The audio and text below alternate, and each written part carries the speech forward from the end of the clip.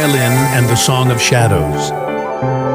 In the quiet town of Velmira, where cobblestone streets echoed with the melodies of street musicians, there lived a girl named Elara. She was the daughter of a humble violin maker, her hands skilled in shaping wood into instruments of unparalleled beauty. Yet, despite growing up surrounded by music, she had never played a single note herself. One autumn evening, while searching through the attic of her father's workshop, she stumbled upon an old violin case covered in dust. Inside lay an instrument unlike any she had seen before. Its wood was dark as midnight, its strings glimmering silver even in the dim light. The moment she touched it, a chill ran through her fingers, as if the instrument itself had been waiting. Curious and drawn by an unexplainable pull, she took it downstairs.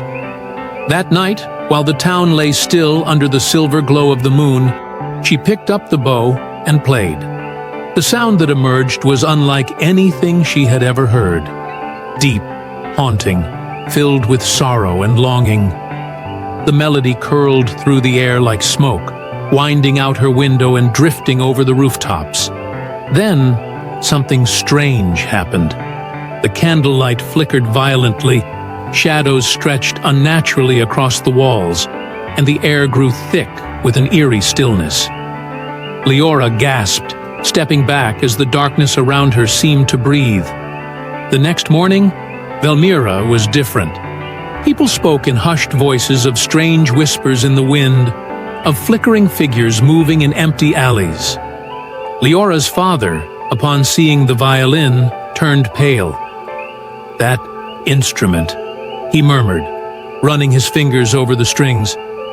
"It was crafted by the sorcerer of Noctis.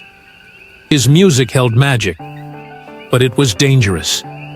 It was said that whoever played his final composition would summon the Song of Shadows."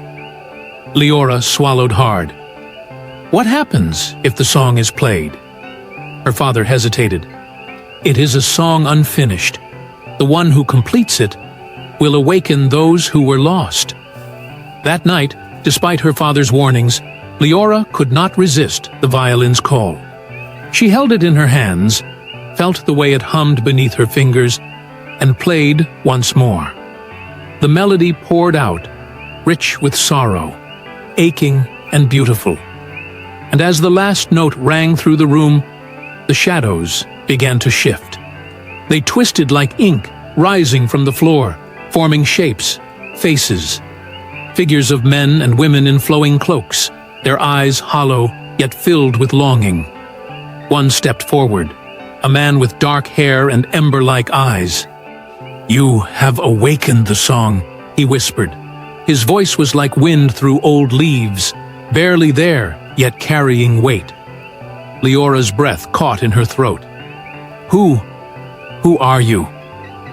"We are the forgotten," the man said, trapped in silence, waiting for one who could complete the melody and set us free. Her hands trembled on the violin. "And if I finish the song?" The man tilted his head, shadows shifting around him. "Then we will return to the stars, where we belong." Eara's heart pounded. She had the power to free them. Taking a deep breath, she played again, this time not letting fear guide her fingers, but compassion.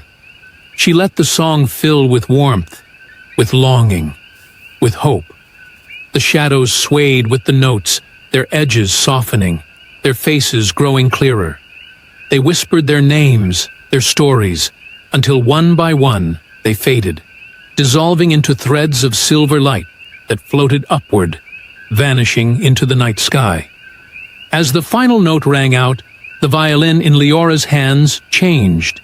Its dark wood lightened to a rich, warm chestnut, the shimmer in its strings fading. The enchantment was gone. Its purpose was fulfilled. She cradled the violin close, her heart full.